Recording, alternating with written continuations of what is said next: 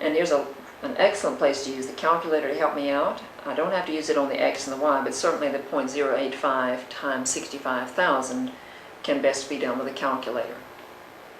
So, if you do this on the calculator, you should get, for the first equation, minus 0.085x minus 0.085y equals minus 5,525. Minus 5,525. 1 times the second equation simply copies the second equation as it is. So our second equation, 0.0725x plus 0.085y equals 5,025. Then once again, it's helpful to use a calculator to combine these terms on the left. For the x's, we get minus 0.0125x. Of course, the y's cancel. On the right, minus 500.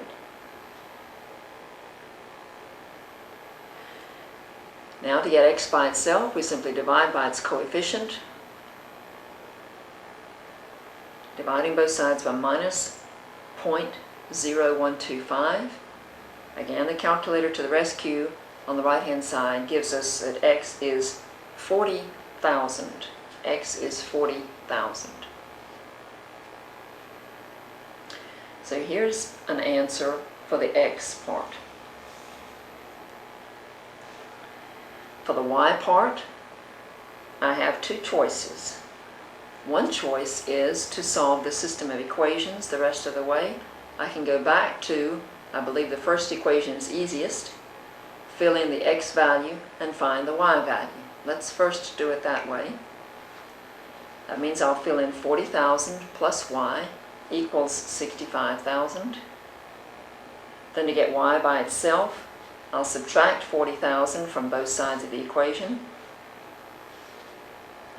So I have 40,000 plus y minus 40,000 equals 65,000 minus 40,000.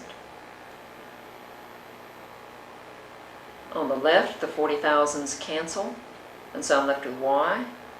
And 65,000 subtract 40,000 leaves 25,000.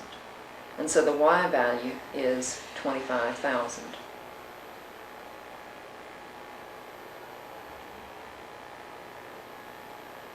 I've told you that there are two choices for a method to find this y value. We've used one of them where we found the x and simply complete the system of equations to find y. An alternate way to deal with this, with a problem whose numbers work out as nicely as these, and of course, since we have calculators in our hands, the numbers can work out to be not so nice and still be okay. But an alternate way to do this is to go back to the chart at the very beginning and fill in the value that we just found. That is, the x in the first account is 40,000. This is $40,000. I know that the total has got to be $65,000. So how much extra do I need? What must I add to the 40,000 to get up to 65,000? Well, clearly all we must do is take the total amount and subtract how much we have so far. 65,000 subtract 40,000 would give us 25,000, which you probably can handle in your head. So we can go back to the chart and just let the equation that is implied in this chart, even though it has not yet been spelled out, give us the tools we need to find the solution. How do we write the answer, ultimately? Well, we must be very specific about the answer. The answer should be written like this: $40,000 at 7.25%, $25,000 at 8.5%.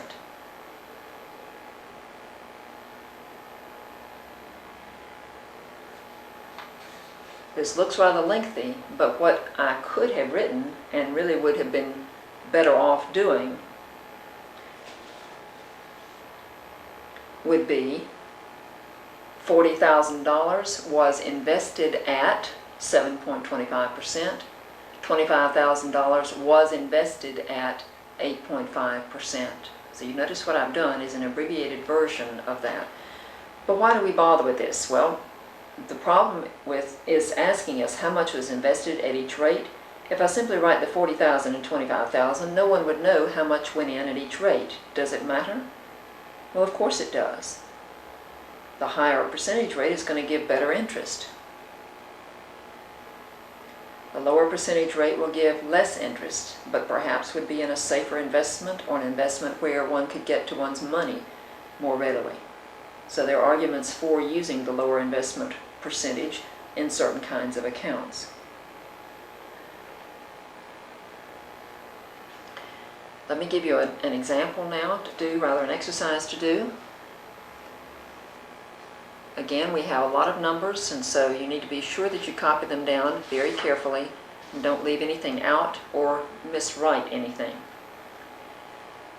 Pat invested $8,000, part at 6% and part at 5.5% simple interest. How much was put into each account if the total annual interest was $467.50?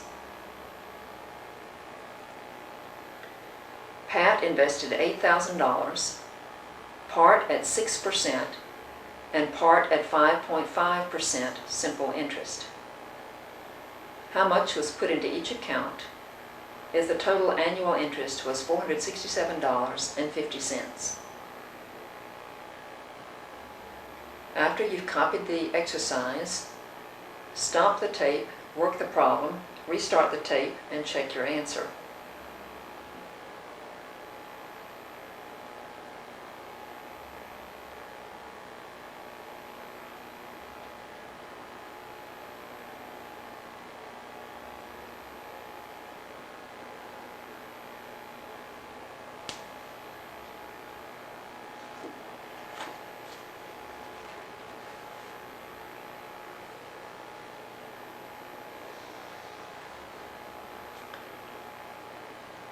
Your answer should be $5,500 at 6%, $2,500 at 5.5%.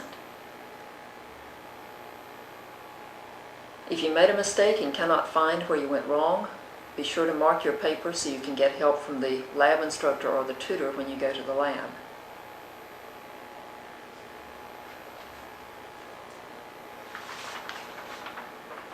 This concludes Math Tape 095.